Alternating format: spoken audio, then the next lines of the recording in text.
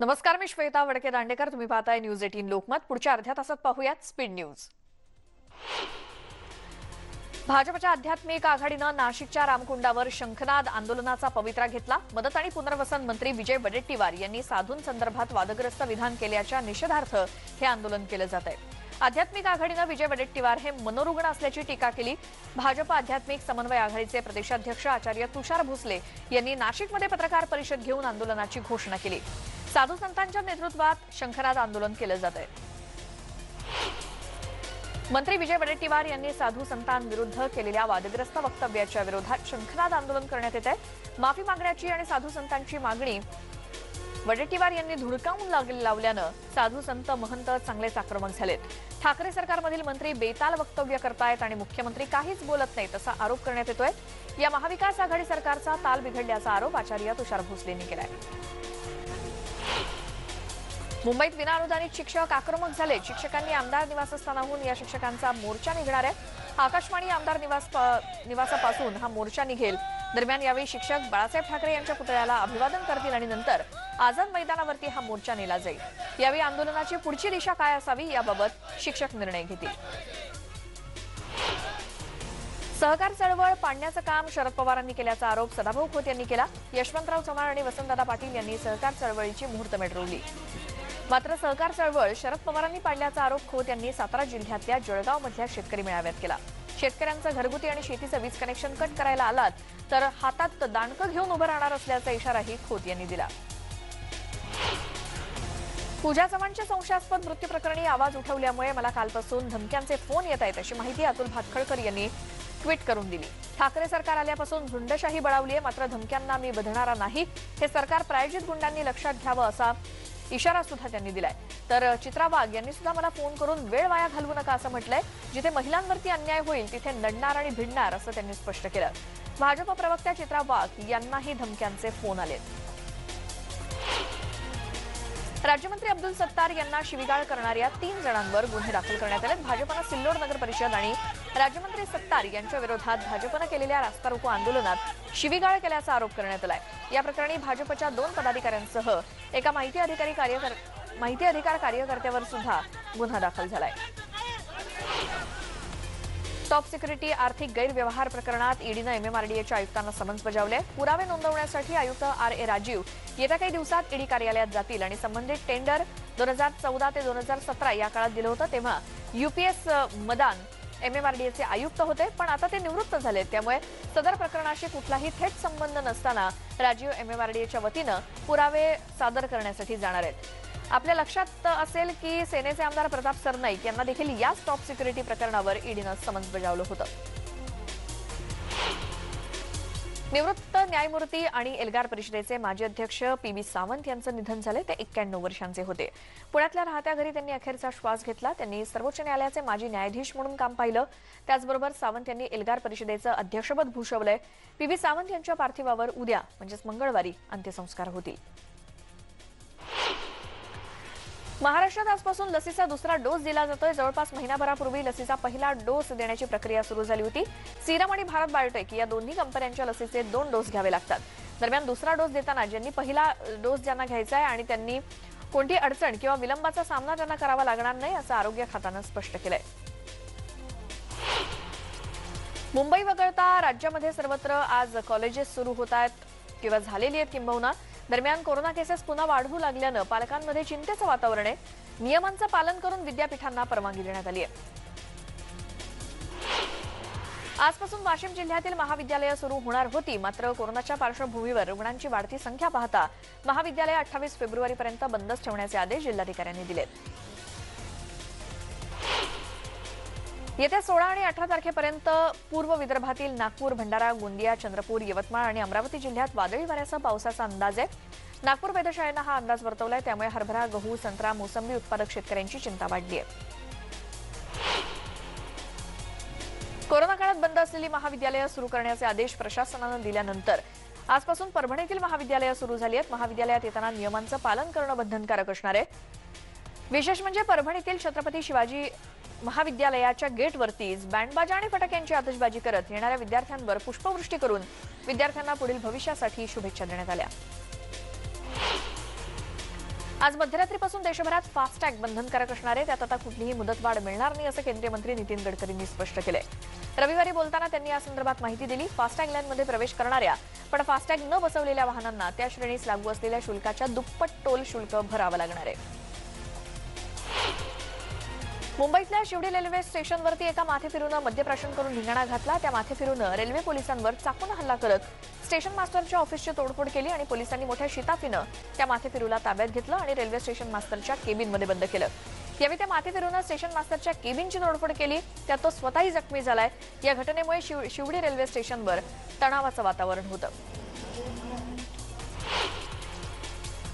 कोल्हापुरात अंबाबाई मंदिराजवळील बाबू जमाल परिसरामध्ये राडा झाला. चारचाकी गाडी अंधाधुंदपणे चालवणाऱ्या चालकाला जमावानं बेदम चोपलं. यावेळी जमलेल्या संतप्त नागरिकांनी चारचाकीच्या काचा फोडल्या. ताराबाई रोड बाबू जमाल परिसरामध्ये ही घटना घडली. या चारचाकी चालकानं 4 दुचाकींना उडवलं होतं आणि त्यांचा पाठलाग करून वाहन पोलिसांनी त्याला पकडलं. जळगाव जिल्ह्यातील यावलमध्ये ट्रकचा असा काही भीषण अपघात झालाय, ज्यामध्ये 15 मजूर जागीच ठार झालेत तर 2 जण गंभीर जखमी आहेत. मृतांमध्ये एका लहान मुलाचाही समावेश आहे. पपईनं भरलेल्या ट्रकमध्ये मजूर बसले होते. किनगाव इथे ट्रक उलटल्यानं अपघात झाला आणि हे सगळे मजूर धुळ्याहून रावेरला जात होते. पहाटे झालेल्या या अपघातामध्ये एकाच कुटुंबातल्या 10 जणांचा मृत्यू झालाय. मुंबई अहमदाबाद राष्ट्रीय महामार्गावर दुर्वेश गावच्या परिसरामध्ये अज्ञात वाहनाच्या धडकेत एका बिबट्याचा मृत्यू झाला. गेल्या वर्षभरात वाहनाच्या धडकेत 3 बिबट्यांचा मृत्यू झाल्याचं समोर आलं. महामार्गाच्या बाजूला संरक्षक जाळ्या वन विभागानं लावण्याची मागणी वारंवार केली आहे. नालासोपाऱ्यातल्या मोरेगावमध्ये अज्ञातांनी गोळीबार केल्याची धक्कादायक घटना घडली. भर रस्त्यात गोळ्या घालून चाकूनं वार करून 3 जण फरार झाल्याची माहिती आहे. या गोळीबारात 2 जण जखमी झालेत. एकाची प्रकृती चिंताजनक आहे. रात्री 9 वाजता तिघे हल्लेखोर मास्क लावून एका दुचाकीवरून आले आणि त्यांनी गोळीबार केला.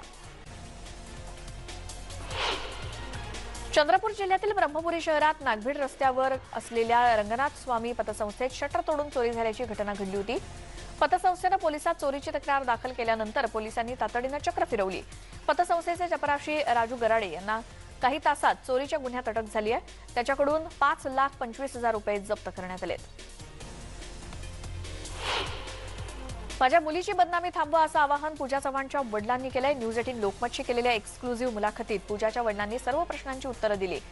पोल्ट्रीमध्ये झालेल्या नुकसानीमुळे पूजा कैशी तणावात होती असं वडिलांनी सांगितलंय. तसंच तिच्यावर मानसिक उपचार सुद्धा सुरू होते. पूजाच्या वडिलांनी मंत्री संजय राठोड यांच्यावरती थेट आरोप करणं टाळलं. दरम्यान पूजा चव्हाण आत्महत्येची सखोल आणि निष्पक्ष चौकशी झाली पाहिजे. आत्महत्येमागील सत्य समोर आलं पाहिजे अशी मागणी केंद्रीय मंत्री रावसाहेब दानवेंनी केली. पूजा चव्हाण प्रकरणी निष्पक्षपाती सखोल चौकशी होईल. कुणालाही पाठीशी घातलं जाणार नाही अशी ग्वाही स्वतः मुख्यमंत्री उद्धव ठाकरेंनी दिल्याचं शिवसेना नेत्या नीलम गोऱ्हेंनी मुंबईत सांगितलं. महाराष्ट्रातून गेलेल्या एका शिवशाही बसला तेलंगणा राज्यात अपघात झाला. यामध्ये 38 जण जखमी झालेत. जखमी असलेले बहुतांश प्रवासी हे नांदेड जिल्ह्यातले रहिवासी आहेत. नांदेडहून हैदराबादकडे जाणाऱ्या बसवरचं चालकाचं नियंत्रण सुटल्यानं बस उलटली आणि हा अपघात घडला. आज माघी गणेश चतुर्थी म्हणजेच गणेश जयंती आणि सर्वांचं आराध्य दैवत गणपती बाप्पाची जयंती भारतभर मोठ्या उत्साहात साजरी केली जाते. कोरोनाचा धोका कायम असल्यानं भक्तांनी गर्दी न करण्याचं आवाहन मंदिर प्रशासनाकडून करण्यात येत आहे. माघी गणेश चतुर्थीच्या निमित्तानं गणेश जयंतीला सिद्धिविनायक मंदिरात गर्दी होते. मात्र यंदा कोरोनाच्या पार्श्वभूमीवर मंदिरामध्ये मर्यादित स्वरूपात कार्यक्रम साजरे केले जात आहेत. मंदिरात अजूनही लोकांना ऑनलाईन दर्शन दिलं जात आहे. ज्या भक्तांनी ऑनलाईन दर्शनासाठी वेळ घेतली आहे त्यांनीच दर्शनासाठी येण्याचं आवाहन करण्यात आलंय. गणेश जयंती निमित्तानं अष्टविनायकापैकी एक असलेल्या रांजणगावच्या महागणपतीच्या दर्शनासाठी भाविकांनी आज पहाटेपासून गर्दी केली. नव्या वर्षात लाडक्या बाप्पाचं दर्शन घेऊन हे वर्ष सुख समृद्धी आणि भरभराटीचं जावो अशीच प्रार्थना भाविक करतायत. पुण्यातील श्रीमंत दगडूशेठ हलवाई गणपती मंदिरात गणेश जन्म सोहळा पार पडतोय. मुख्य गणेश जन्म सोहळा दुपारी 12 वाजता झाला. यंदा स्वराभिषेक, गणेश याग, श्री गणेश जागर असे विविध धार्मिक आणि सांस्कृतिक कार्यक्रम आयोजित करण्यात आलेत. पहाटे 4 ते सकाळी 6 या वेळेमध्ये इंडियन आयडल फेम नंदिनी आणि अंगद गायकवाड यांनी श्रींच्या चरणी स्वराभिषेक अर्पण केला. सुशांत सिंह राजपूतच्या बहिणीविरोधातील खटल्यामध्ये आज मुंबई हायकोर्ट निर्णय देण्याची शक्यता आहे. सुशांतच्या बहिणींनी प्रिस्क्रिप्शन शिवाय त्यांच्या भावाला औषध दिल्याची तक्रार रिया चक्रवर्तीने केली होती आणि दिल्लीतील एका हृदयरोग तज्ञाकडून त्यांनी नैराश्यावरील औषधं लिहून घेतली होती असा आरोप रियाने केला। याबाबत वांद्रे पोलीस ठाण्यात गुन्हा दाखल झाला होता। आंतरराष्ट्रीय बाजारात कच्च्या तेलाच्या किमती वाढल्यानं सलग 7व्या दिवशी पेट्रोल डिझेलच्या किमतीत वाढ झाली आहे। महानगरात पेट्रोल 30 पैशांनी महागलंय। सकाळी 6 वाजल्यापासून ही नवी किंमत लागू झाली आहे। मुंबईत पेट्रोल 30 पैशांनी महागलं असून पेट्रोल 95 रुपये 46 पैसे प्रति लिटर झालंय, तर डिझेलची किंमत 86 रुपये 34 पैसे प्रति लिटर झाली आहे। पेट्रोल डिझेल पाठोपाठ आता घरगुती गॅस सिलेंडरच्या किमतीत सुद्धा वाढ झाली आहे। घरगुती गॅस सिलेंडरच्या किमतीत वाढ झाली असून गॅस 50 रुपयांनी महागलाय। आज मध्यरात्रीपासून हे नवे दर लागू होत आहेत। कोरोना काळात रेल्वेचं मोठं नुकसान झालंय। भारतीय रेल्वेला 37,000 कोटींचं नुकसान झालंय। सध्या रेल्वेच्या 65% गाड्या सुरू आहेत, त्यामुळे रेल्वेला येत्या काळात देखील फटका बसण्याची शक्यता आहे। रेल्वे मंत्रालयानं संसदेत ही माहिती दिली आहे। ग्रेटा थनबर्ग टूलकिट प्रकरणात बेंगळुरू इथून अटक करण्यात आलेली दिशाच्या अटकेवरून राजकारण तापायला सुरुवात झाली आणि तिच्या अटकेचा विरोध होतोय। काँग्रेसचे नेते शशी थरूर यांनीही दिशाच्या अटकेचा विरोध केलाय। कार्यकर्ते तुरुंगात बंद आहेत तर दहशतवादी जामिनावर बाहेर, अशा शब्दात त्यांनी सरकारवरती टीका केली आहे। गुजरातचे मुख्यमंत्री विजय रुपाणी रविवारी मंचावर कोसळले। बडोद्यातील निजामपुरा भागात त्यांची सभा सुरू होती। भाषण करतानाच त्यांना भोवळ आली आणि ते स्टेजवरती कोसळले। त्यांची प्रकृती आता स्थिर आहे, चिंतेचं काहीच कारण नाही असं डॉक्टरांनी सांगितलंय। पंतप्रधान मोदींनी फोनवरून त्यांची विचारपूस केली।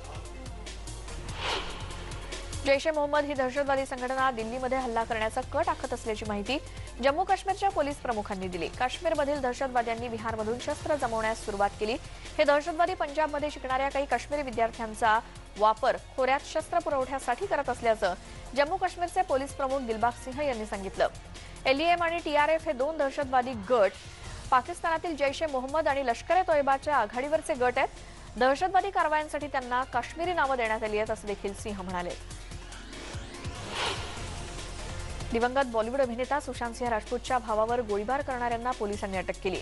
बिहारमधील सहरसामध्ये 30 जानेवारीला सुशांतचा मामेभाऊ आणि राजकुमार सिंह यांच्यावर हल्ला करण्यात आला होता। या हल्ल्यामध्ये राजकुमार सिंह यांच्यासहित त्यांचा एक कर्मचारी सुद्धा जखमी झाला होता।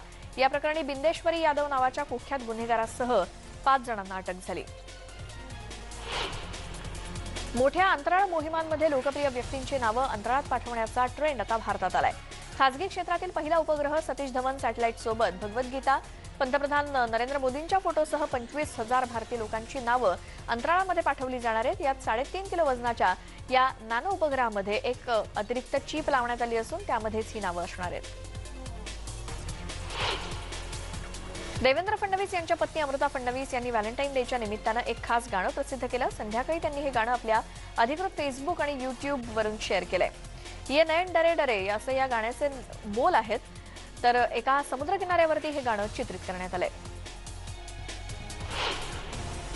सध्या रणबीर कपूर एका वेगळ्या कारणामुळे चर्चेत आलाय। तो हॉटेलमध्ये आपल्या मित्रांसोबत गेला असता त्यानं आपली कोट्यवधी किमतीची Range Rover car no parking zone मध्ये उभी केली। पोलिसांनी रणबीरच्या गाडीच्या चाकांवर लॉक लावलं। दरम्यान रणबीरच्या गाडीचे फोटो सध्या सोशल मीडियात चर्चेत आहेत। पंतप्रधान मोदी रविवारी चेन्नईच्या दौऱ्यावरती होते। त्या दरम्यान मोदींनी विमानातून कसोटी सामना सुरू असलेल्या चेपॉक मैदानावरील क्षण कॅमेरामध्ये टिपला। हा फोटो ट्विट करत मोदी म्हणाले, चेन्नईत सुरू असलेल्या लक्षवेधक सामन्यातील टिपलेला एक क्षण असं कॅप्शन मोदींनी त्याला दिलंय। जागतिक क्रमवारीत अग्रस्थानी विराजमान असलेल्या सर्बियाच्या नोवाक जोकोविचनं रविवारी पोटाच्या दुखापतीसह खेळताना ग्रँड स्लॅम कारकिर्दीतील 300वा विजय साकारला आणि ऑस्ट्रेलियन खुल्या टेनिस स्पर्धेतील पुरुष एकेरीच्या उपांत्यपूर्व फेरीत प्रवेश केला। अलेक्झांडर झेरेव आणि सेरेना विल्यम्स यांनीही आगेकूच केली, परंतु डॉमिनिक थीमला मात्र पराभवाचा धक्का सहन करावा लागला। बार्सिलोनासाठी ला लिगा फुटबॉलमधील 505वा सामना खेळणाऱ्या लिओनेल मेसीनं पुन्हा एकदा आपल्या खेळाची जादू दाखवली। त्यानं 2 गोल नोंदवून एका गोलसाठी केलेल्या सहाय्यामुळे बार्सिलोनानं शनिवारी अलावेसचा 5-1 असा धुव्वा उडवला। स्पेनचा माजी खेळाडू जावी हर्नांडेज बार्सिलोनासाठी ला लीगमध्ये 505 सामने खेळला होता आणि मेसीनं त्या विक्रमाची बरोबरी करताना अनुक्रमे 46व्या आणि 75व्या मिनिटाला गोल केले।